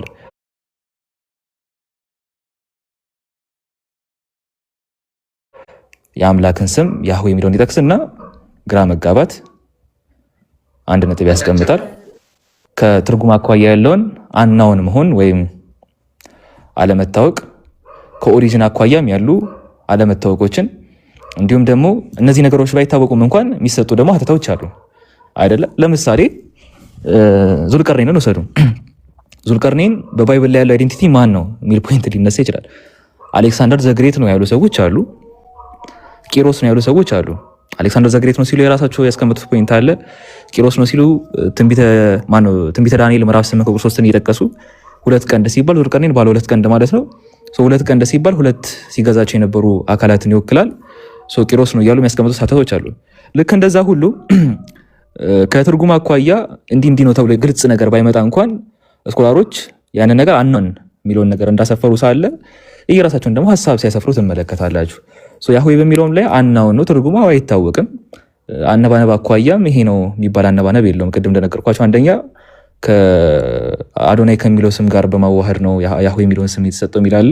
ሌላኛው ይሄ አሸርህ የሚለውን ሶስተኛ መደብ ሲያደርጉት ወደ እርሱ ሲለውጡት ነው ይህንን አብሪቬሽን የሰጠን ሰው አብሪቬሽን ነው ብሎም የሚያብራሩ ሰዎች አሉ። ሁሉም የራሱን ሀሳብ ያስቀምጣል። ከንባብ አኳያ ግን ይሄ ነው የሚባል የረገጠ ነገር የለም። ሁሉም የስኮላር ሀሳብ ነው እንዲህ ነው ተብሎ ሲነበብ ማለት ነው። ከትርጉም አኳያም ትርጉም አይታወቅም። አዎ ነገር ግን ከዛ 3:14 አኳያም ያብራሩት አሉ። ፎልክ ኢቲሞሎጂ ቢሆንም ወይም ቴዎሎጂካል ፑቲንግ ነው ብሎ ያስቀምጡ ስኮላሮች ቢኖሩ 20 በሚለው ፕሪሚቲቭ ሩት የሚያብራሩን ሰዎች አሉ። ከነዛ ማብራሪያዎች አንፃር አዎ እንደዚህ ከመሆን አንፃር አዎ እንደዚህ ከመሆን አንፃር አዎ እንደዚህ እያሉ የምናብራራቸው ነገሮች የግድ ወደ አላህ አስጠግተን አዎ አላህ እንደዚህ ነው እንድንል የሚዳረገን ነገር ሳይሆን ተውቂፍ ስለሆነ ባልተገለጸ ነገር ላይ መንቆብ ስለሆነ ከኤክስፕላኔሽን አኳያ ፐርስፔክቲቭን የመቀበል ሜንታሊቲ ሊሆን ይችላል ሊገባልም ጭምር። ፐርስፔክቲቭ አኳያ ኡስታዝ ወሂድ የራሱን ፐርስፔክቲቭ ሊይዝ ይችላል። ፐርስፔክቲቭ አቡ ሙዓዊያም ሰልማንም አሚርም እዚህ ጋር ያሉት እንዳለ ፐርስፔክቲቫቸው የሆነ ሊያራምዱ ይችላሉ። ያን ፐርስፔክቲቭ እንደ ፐርስፔክቲቭ አንደርስታንድ የማድረግ የማክበር ሜንታሊቲው ግዴታው አለብን ማለት ነው። ብዙ ነጥቦች አሉ በእርግጥ ከዚህ ስር እንደ ሀተታ የሚነሱ ኢንሻአላህ እንግዲህ በሰማነው የምንጠቀም ያድርገን። ማሻአላህ አላህ ይጨምርልህ። አይ ቲንክ ሰግጄ እስክመጣ ድረስ አይ ቲንክ እንደተረዳው ተስፋ እናደርጋለን። ጉድ አይዲያ ታለ አህመድ ወጥቷል መሰለኝ። ኦኬ በቃ እሺ፣ ጀዛኩሙላህ ኸይረን ጀዛ። ቻው ሳንባባል ሄደ እና ጥሩ ነው። ኡስታዝ አቡ ሙአዊያ አሰላሙ አለይኩም ወራህመቱላሂ ወበረካቱ። ሀሳብ መስጠት የምትፈልጉ ሰዎች ካላችሁ እኛ ጨርሰናል፣ መስጠት ትችላላችሁ ማለት ነው። ኢንሻአላህ ይኸው ክፍት ነው። ወአለይኩም ሰላም ወራህመቱላሂ ወበረካቱ። ኡስታዝ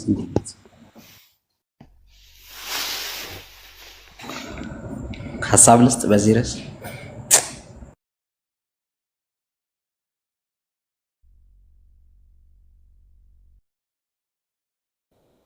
ኡስታዙ ነው ቀጥል። አይ ቲንክ የለም መሰለኝ። እሺ ስለ አላህ ስምና ባህሪያት ስንናገር ብዙ ጊዜ አንዳንድ ጥያቄዎች ግራ ሊገቡን ይችላሉ። ግን ከማወቅም ካለማወቅም አንጻር ሊሆን ይችላል። በደንብ ልናውቅ የሚገባቸው ነገራቶች አሉ። አልአስማ ወሲፋት ይባላል። አልአስማ ወሲፋት የአላህ ስምና ባህሪያት ይባላል። የአላህ ስሞች እና ባህሪያቶች ምንድን ናቸው? ሁሉም የአላህ ስሞች የአላህ ባህሪያቶችም ጭምር ናቸው። ሁሉም የአላህ ስሞች የአላህ ባህሪያቶችም ጭምር ናቸው። የአላህ ባህሪያቶች ግን ሁሉም የአላህ ስሞች አይደሉም። አላህ ይናገራል። ለምሳሌ አላህ ይናገራል ብለን እናምናለን። ሙተከሊም ነው ብለን እናምናለን። ሙተከሊም የሚል የአላህ ስም አለ ግን ስትሉኝ የለም። ስለዚህ ሁሉም የአላህ ሱብሓነሁ ወተዓላ ስሞች የአላህ ባህሪያቶችም ናቸው። የአላህ ባህሪያቶች ግን ሁሉም የአላህ ስሞች አይደሉም ብለን እንወስዳለን። ምን እንደ ዐቂደት አህለ ሱነቲ ወልጀማዓ እምነታችን ይሄ ነው ማለት ነው። ስለዚህ የአላህ ስምና ባህሪያቶች በምን መልኩ ነው የምናያቸው? እንደ ኢስላማዊ ትምህርቱ ምንድነው ሲባል ተውቂፊ ናቸው። በቁርአንና በሐዲስ የተረጋገጡ ስሞች ካልሆኑ በቀር ሌላው ማንም ሰው ከመሬት ተነስቶ የትኛውም ሸኽ ቢሆንም የአላህ ሱብሓነሁ ወተዓላ ስምና ባህሪ ተውቂፍ ነው። ማንም ሊጨምርበት አይችልም፣ ሊቀንስበትም አይችልም። ሚን ባቢ ሲፋ የአላህ ሱብሓነሁ ወተዓላ ባህሪያቶች ግልጽ ናቸው። በምን ዙሪያ ናልኳችሁ? ሚን ባቢ ሲፋ። እነዚህ ሁለት መርሆች ያዙልኝ። ስለ አላህ ሱብሓነሁ ወተዓላ ባህሪያቶች ስናወራ ሚን ባቢ ሲፋና ሚን ባቢ ኢኽባር ይባላል።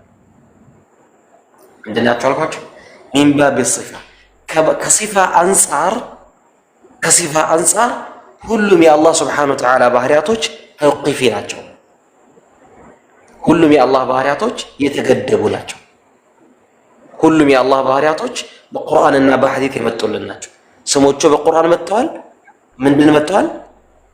ሐዲሶችም ላይ መጥተዋል። ሲፋውም ባህሪው ሚን ባቢል ኢኽባር እንዴት ነው የምናስተናግደው? ሚን ባቢል ኢኽባር ማለት መገለጫ ማለት የሚገለጽባቸው ነገራቶች፣ ኢኽባር የምናደርጋቸው ነገራቶች ሚን ባቢል ኢኽባር በተለምዶኛ የምንጠቀማቸው ቃላቶች እንዴት ነው ለአላህ ልንጠቀማቸው የሚችለው? ለምሳሌ አባት የሚለው ስም ሚን ባቢል ኢኽባር ስንጠቀም አንድን ስም ሚን ባቢል ኢኽባር ስንጠቀም አንድን ስም ከመገለጫ አንፃር ስንጠቀም ማለት ነው። ለመገለጫ የምንጠቀምባቸው ለስም የማንጠቀምባቸው ስሞች ምን ተብለው ይጠራሉ? ባህሪያቶች ምን ተብለው ይጠራሉ? ስለ አላህ ሚን ባቢል ኢኽባር ተብሎ ይጠራል። ገብቷችኋል? ሚን ባቢል ኢኽባር ሲፋ ያልሆኑ በኢኽባር ደረጃ በመገለጫ ደረጃ ልንጠቀምባቸው የሚችሉ ቃላቶች እነዚህ የአላህ ስብሓነሁ ወተዓላ ሚን ባቢል ኢኽባር የምንጠቀማቸው ቃላቶች ምንድናቸው? ሚን ባቢል ኢኽባር ለመገለጫ የምንጠቀምባቸው ምንድናቸው? አራት መስፈርት አላቸው። ከአራቱ መስፈርቶች አንደኛው ምንድነው? አራቱ መስፈርት ምንድነው? በአራቱ ማቅጣጫ ንቁሳን የሌለበት ስም መሆን አለበት። ጉድለትን የማያስከትል ስም መሆን አለበት። ያ የምንጠቀምባቸው የመገለጫ ኢኽባር የምናደርጋቸው ነገራቶች ስለ አላህ ምን መሆን አለባቸው? መገለጫቸው የጉድለት መሆን የለባቸውም።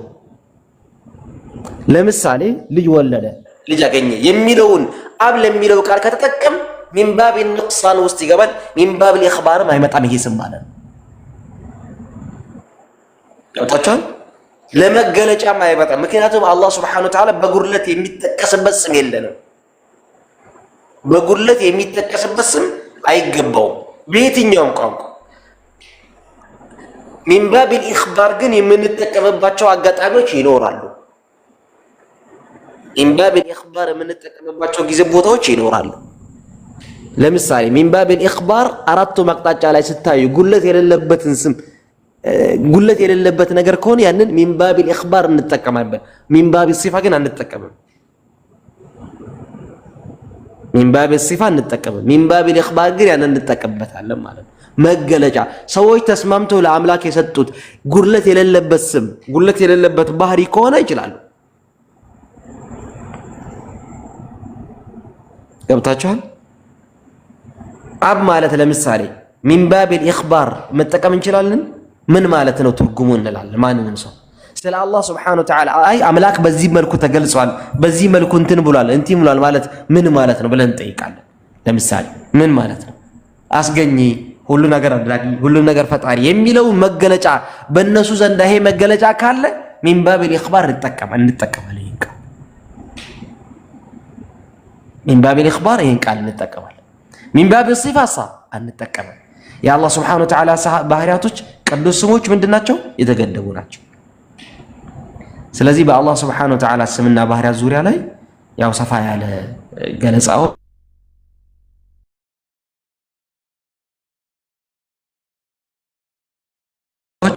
ሚን ባቢል ኢኽባር ምን ማለት ነው? ሚን ባቢል ሲፋ ስለ አላህ ምን ማለት ነው? ስለ አላህ ስታወራ ሁላችሁም የተገደቡ ነገር መኖር አለበት። ስለ ስሞቹ ስታወሩ የተገደቡ መኖር እንደዚህ ቢሆን እንደዚህ ቢሆን እንደዚህ ቢሆን እንደዚህ ቢሆን ብለን የምናወራበት እንትን አይደለም። ከቴዎሎጂ አንፃር ከሲፋ አንፃር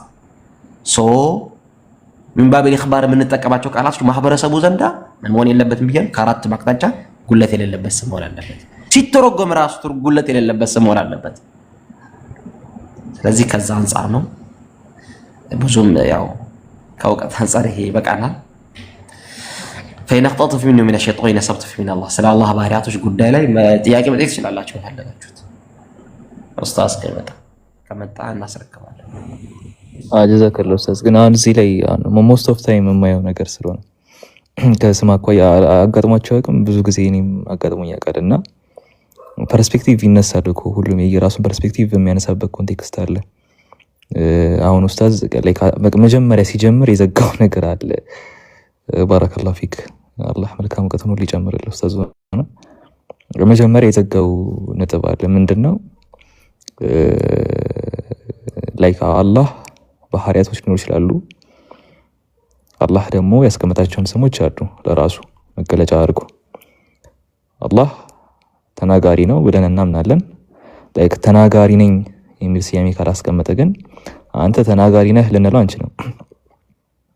ኢቭን አሁን ተጠቃሽ የምትሏቸውን ስሞች አላህ አልዓሊም ነው። አዎ ስሙንም ተናግሯል። በዛ ሁሉን አዋቂነቱ እንዳለ ሆኖ ላይክ እንደ ባህሪው ግን እኔ ሁሉን አዋቂ ነኝ በቃ ስሜ እንደዚህ ነው ካላለ ቀስምህ እንደዚህ ነው ብለን እኛ ምንም የምናወጣው ወጥ የለም። እኛ የምናሰምረው መስመር የለም። ምንድነን እኛ እዚህ ጋር ፈርስት ፕሌስ ቴዎሎጂካሊ ምን ቆሞ ምንድነው ላይክ ከኛ ውስንነትም አንፃር ነው። አጋጥሟችሁ ያውቅም? ላይክ ዕብራውያን የሆኑ ነቢያቶች አሉ ወይ በእናንተ ትባላላችሁ? አዎ ለምሳሌ እንትና ዘከሪያ ትባላላችሁ እና ዘከሪያ ዕብራዊ ነው ወይ? ኢት ሚንስ እስራኤላውያን ከሚባሉት ነው ከተባ አዎ። እና ማን ብለው ነበር የሚጠሩት? ዘከሪያ። ለዛ ከሆነ ዘከሪያ ምን ማለት ነው? ያህን አስተዋሽ እና ያ የአላህ ስም ነው ብላችሁ ታስባላችሁ? ቅድም ያነሳውላችሁ ነጥብ ይሄን ነው። በዚህ ውስጥ እንቆማለን የሚባለው ማለት ነው። አሁን በዚህ ላይ የተለያየ ፐርስፔክቲቭ ይነሳል። በዚህ ላይ ከነጥብ አኳያ ማለት ነው የራሳቸውን ፖይንት ኦፍ ቪው ያስቀምጣሉ። አንደኛው ያህ የሚለውን ቅድም ኤክስፕሌን የተደረገበት ነው። ከሐይነት ጋር ከህያውነት ጋር ኤክስፕሌን ያደረጉበት ነው። ግን ያ ኤክስፕሌን ከተደረገ በኋላ በቃ እንዴት ነው የሚዘጋው ከተባለ አቡ ሙዓዊያ ዘግቶታል። መጀመሪያ ላይ አላህ ለሱ ባህሪያት የሆኑ ነገሮች አሉ። እነዛ ባህሪያቶቹ እንዳሉ ሆነው ግን አላህ በዚያ ሰይሙኝ ካለ አንሰይሙም። አያችሁ በዚያ ተዘጉታላችሁ። ልክ እንደዛ ሁሉ ፈርስት ፕሌስ አልሐይ በሚለው ያሁ የሚባል ኤክስፕሌን ከተደረገ አላህ እዛው መጥቶ እኔ ያሁ ብላችሁ ሰይሙኝ ካለ አንተ ያሁ አንለውም። ከስም አኳያ ግን ኤክስፕሌን የሚደረግበት ነገር አለ። ስለዚህ ቅድም ከቴዎሎጂ አኳያ ያነሳው ነገር አለ። ሚንባብ ኢስቲፋ እና ሚንባብ ኢኽባር የሚባል ፖይንት አለ። ኢት ሚንስ ኤግዚስተንስ ላይ ራሱ የሚያብራሩበት መንገድ አለ። እሱ ይመጣለን። በዚያ የሚዘጋ ነው። ሌላኛው ደግሞ ፖይንት አለ። ቅድም የነገርኳችሁ ልታሰምሩበት የሚገባው ነጥብ ብዙ ጊዜ ሲጠይቁትም አይቼ ያነሳሁት ፖይንት ነበረ እና ሌላኛው ፖይንት ኦፍ ቪው ደግሞ ኤክስፕላኔሽን ምንድን ነው? ሁሉም የየራሱን አምላክን ለመሰየም የሚጠቀምበት መንገድ አለ። ታውቃላችሁ። ለምሳሌ ገብረ እግዚአብሔር ይባላል። ገብረ እግዚአብሔር ገብረ እግዚአብሔር ስትሉ እግዚአብሔር ማለት የብሔር አምላክ ማለት ነው። የብሔር ጌታ ማለት ነው። የብሔር አምላክ የብሔር ጌታ ማለት ነው። እና የዚያ ጌታ ገብር ላይክ ኢት ሚንስ ባሪያ ማለት ነው። በቃ ጌትነት የአላህ ባህሪ ነው። ከአላህ ላይ ካረብ ምናምን ከምትሉት በተጨማሪ እግዚአብሔር ብዬ እጠራዋለሁ። ማን ጌታ ባን የመጣው ማን ነው እግዚአብሔር ብለህ ጠራ ያለ የለም። ግን ከስም አኳያ ውስንነቱ ይታያል። ምናልባት ለአላህ ባህሪ ሊሆን ይችላል። ግን እሱ በዚህ ጥሩኝ ስላላለ አንጠራውም ማለት ነው። ገብታችኋል? በዚያ ተዘጉታላችሁ። ልክ እንደዛ ሁሉ አሁን ይሄ ያሁ የሚለውም ስያሜ አለመታወቁ ከንባብ አኳያ ከፕሮናንሴሽን አኳያ ከኦሪጂን አኳያ አለመታወቁ እንዳለ ሆኖ ሀያ ወይም ደግሞ ህያው በሚል ዴፊኒሽን ከመጣ ያ ማህበረሰብ አምላክን ለመወከል የሚጠቀምበት ኮንቴክስት ከተፈጠረ፣ ለምሳሌ ቅድም እንደነገርኳቸው ቴዎዶር ይባላል። ቴዎስ እና ዶሮስ ከሚል ሁለት ቃላት የመጣ ነው። ቴዎስ ማለት አምላክ ማለት ነው። ዶሮስ ማለት ስጦታ ማለት ነው። ቴዎዶር ሲባል የአምላክ ስጦታ የሚል ትርጓሜ አለው።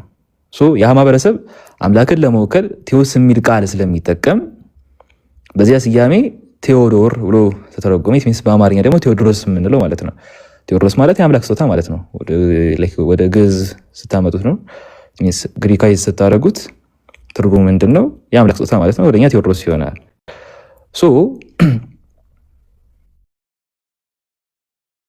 ማህበረሰቡ እንደ ማህበረሰብ አምላክን ለመወከል ቴዎስ የሚል ቃል ስለሚጠቀም የአምላክ ስጦታ ለማለት ቴዎዶር ስላለ ቴዎዶር ማለት እኮ አምላክ ማለት ነው። ስለዚህ አላህ ኢላህ ከሚለው ስያሜው ወይም ደግሞ ስሙ በዘለለ እኔ እንደውም ቴዎስ ብዬ ነው የምጠራው። ከየት አባን የመጣው ደግሞ አንተ ሰውዬ? እንደዛ የሚባል ፖይንት የለም። ወጣችኋል? ከባህሪ አኳያ አምላክነት የሱ ባህሪ ነው። ነገር ግን ቴዎስ የኔ ስም ነው አላለም። ስላላለ አንተ ስም ነው አንለው ማለት ነው። ወጣችኋል? የምንወሰንበት ፖይንቶች እንደዚህ ናቸው። ለአላህ ባህሪ የሆኑ ነገሮች አሉ። ከስም አኳያ የኔ ስም ነው ያላቸው ነገሮች እንዳሉ ሆኖ ስሜ ነው ያላለውን ነገር ግን ስምህ ነው አንለውም፣ ባህሪው ቢሆን እንኳን ማለት ነው። ምክንያቱም ቅድም በሐዲስ ላይ እንደተገለጸው አላህ መልካም ተብሎ ተገልጿል። መልካሙ የሚል ስያሜ ወይ ደግሞ መልካም ነኝ በሚል ስያሜ ራሱን ስላልገለጸ አንተ እንደዚህ ነህ ብለን እንደማንሰይመው ሁሉ ከስም አኳያ ያሉ ኤክስፕላኔሽኖችን ሀያህ በሚለው የመጡት ሊሆን ይችላል። መሰል ሁሉን ቻይ በሚል ኤልሻዳይ በሚል መጥቷል። አላህ ሁሉን ቻይ አይደለም፣ ኦምኒፖተንስ አይደለም ነው። ግን ኤልሻዳይ ብለን እንሰጠዋለን፣ ለሱ ስም አንሰጠውም። በዚህ ጉዳይ ነው የምንዘጋው። አላህ ራሱ ስያሜ ብሎ ያበጀው ነገር አለ። እኛ ግን ለሱ ስም የምናወጣበት መንገድ የተዘጋ ነው የሚሆነው። እንደ አህለ ሱና ወል ጀማዓ ያለን ቴዎሎጂ ይህን ይመስላል። በዚህ ተዘጉታላችሁ። ሲምፕል ነው እኮ ነው። ብቻ ትልቁ ነገር ግን በሰማነው መጠቀማችን ነው። አላህ በሰማነው መጠቀም ያድርገን።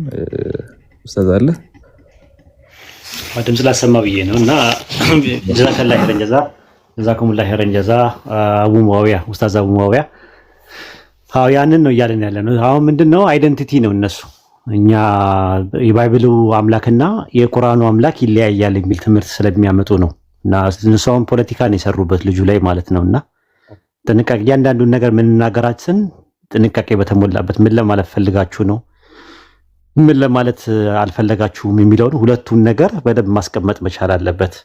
እኔ ያህዌ የሚባለው አይደንቲቲ ወይም ደግሞ ኦንቶሎጂካሊም ሜታፊዚካሊም አላህ ከሚባለው የተለየ ነው ከተባለ ሁለት አምላክ ነው የሚሆነው። በፍጥረት ዓለም ውስጥ ሁለት አምላክ አለ ወደሚል ትምህርት ነው የሚያስገ ያ ነገር አደጋ አለው። ከቁርአንም ከሐዲስም በእነዚህ አይነት መልኩ አልመጣም።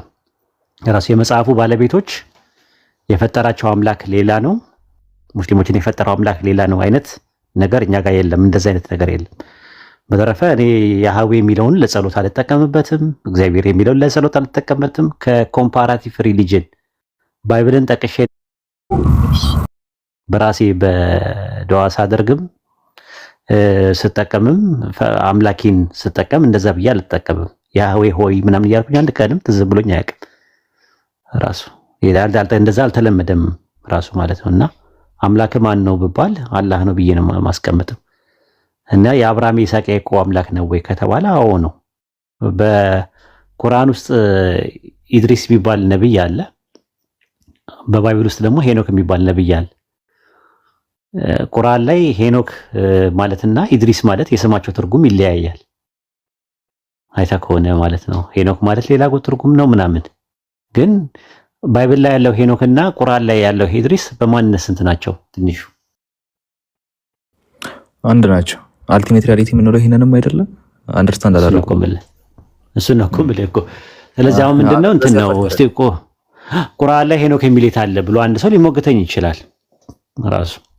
ግን ሄኖክ የተባለው እና ኢድሪስ የተባለው አይደንቲቲው አንድ ነው፣ ስሙ የተለያየ ነው።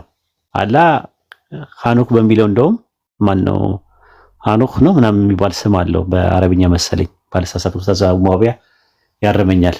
በዛ ስም አልጠራውም ቁርአን ላይ።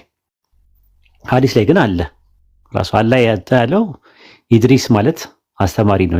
ደርስ ማለት ትምህርት እንደሆነ፣ ደረሳ ማለት ተማሪ ምናምን፣ መድረሳ ደግሞ ትምህርት ቤት እንደሚባለው አይነት ማለት የመጀመሪያ ትምህርት ፊደል ያስተማረ እሱ ነው ተብሎ ስለሚታሰብ ከዛ የተነሳ ኢድሪስ የሚባለውን ስም አግኝቷል።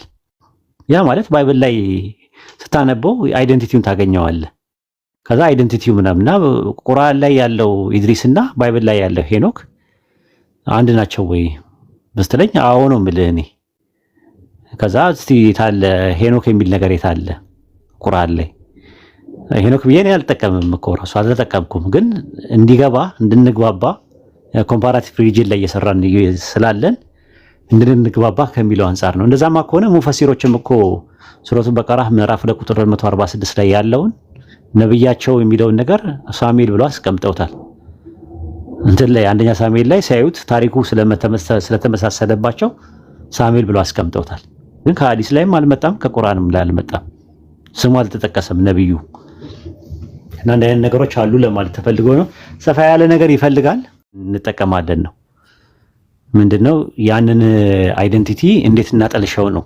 በቃ የሚያስተምረውም ሰው እንትን የሚለውም ሰው እንደዛ ነውና ለፖለቲካ የሚመጣ ሰው ሲመጣ እንደ ፖለቲካ እንዳመጣጡ ጊዜው የሚያቃጥል ከሆነ ያቃጥል ያ ሰው።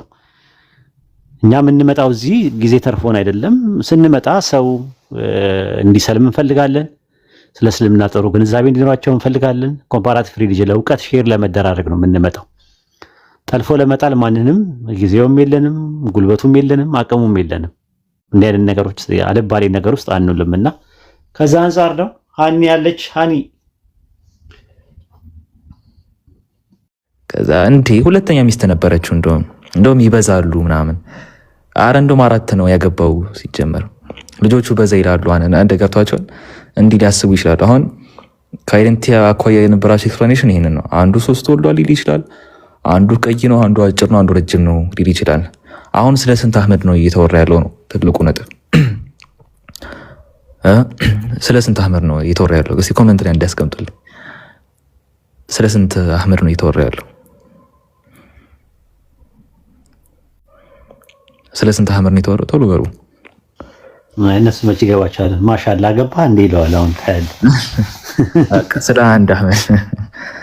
አንድ አህመድ አይደለም፣ ስለ አንድ አህመድ ግን ነገር ግን ከኤክስፕላኔሽን አኳያ ሁሉም የሚሰጠው ዲስክሪፕሽን ሊኖር ይችላል። አንዱ ስለ አህመድ የሚሰጠው ዲስክሪፕሽን አጭር ነው ሊሆን ይችላል። አንዱ ስለ አህመድ የሚሰጠው ዲስክሪፕሽን ደግሞ ረጅም ሊሆን ይችላል።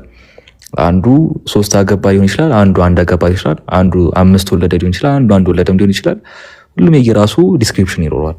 ነገር ግን ያ ዲስክሪፕሽን አህመድን 1 2 3 4 5 እያደረገ እንደማያበዛ ሁሉ what we call ultimate reality ልክ እንደዛ ሁሉ አምላክ የሚባል አካል አለ። ያ አምላክ እኛን አይሁዳውያንን ክርስቲያኖችን በጥቅሉ አንድ የሚያደርገን አልቲሜት ሪያሊቲ አለ። ግን ያን አልቲሜት ሪያሊቲ ስር የሚመጡ ዲስክሪፕሽኖች ግን ያለያዩናል። አምላካችን አላህም እያረመ የመጣው ይህንን ነው። በቃ አጭሩ ፖይንት ነው። በቃ አላህ ያረመው የተሳሳቱበትን ነው። አልቲሜት ሪያሊቲ ግን አለን። አምላካችን አላህ በሱረቱል ኒሳ ላይና ሱረቱል ማኢዳ ላይ ያሰፈረልን ፖይንትም ይሄንን ነው። ኢብኑ ተይሚያን ባይዜ ጀዋቡ ሰሒህ ሊመን በደለ ዲነል መሲህ ላይ የሚያሰፍሩት ፖይንት አለ። እኛ ችግራችን ማዕቡድ ስለሚባለው አካል አይደለም ይላሉ ኢብኑ ተይሚያ ጀዋቡ ሰሒህ ላይ። ማዕቡድ ማለት ተመላኪው አካል ማለት ነው። እኛ አቢድ ነና አምላኪዎች፣ ተመላኪ ደግሞ አለ ማዕቡድ የሚባለው። ኢብኑ ተይሚያ ረሂመሁላህ ረህመተ ዋሲዓ የሚያሰፍሩት ፖይንት ይሄንን ነው። እኛ ችግራችን ማዕቡድ በሚባለው ፖይንት ላይ አይደለም ነው አይደለም። እኛ ችግራችን ያንን ማዕቡድ የምንለውን አካል አንደርስታንድ በምናደርግበትና በምንሰጠው ዲስክሪፕሽን ላይ ነው ብሎ አስቀምጧል። ገብቷችኋል? ያ አንደርስታንዲንግ ላይ ያ ዲስክሪፕሽን ላይ ነው አምላካችን አላህ ቁርአንን አራሚ ትክክል በሆነበት ኮንቴክስት ላይ ደግሞ አረጋጋጭ ያደረገው እንጂ አት ፈርስት ፕሌስ አልቲሜት ሪያሊቲ ላይ ችግር አለብን የሚል ፖይንት አይደለም። በቃ አጭሩ የሚዘጋው በዚያ ነው። ቁርአን ስለ ኢድሪስ ያወራል፣ ባይብል ስለ ሄኖክ ሊያወራላችሁ ይችላል። ቁርአን ኢሳ ሊሆን ይችላል፣ እዛ ጋር ደግሞ ኢየሱስ ሊሆን ይችላል። ነገር ግን በቁርአንን ባለው ኤክስፕሬሽን እና በባይብል ላይ ባለው ኤክስፕሌኔሽን የተለያየ መሆኑ ሁለት አካል እንደማያደርገው ሁሉ ልክ እንደዛ ሁሉ በባይብል የተገለጸው አምላክ ያለው ዲስክሪፕሽን ሊሆን ይችላል። ልክ እንደዛው ደግሞ አምላካችን አላህ በቁርአን ላይ የአምላክ ባህሪ ይሄን ይመስላል ብሎ ደግሞ የሰፈረው ነገር ሊሆን ይችላል።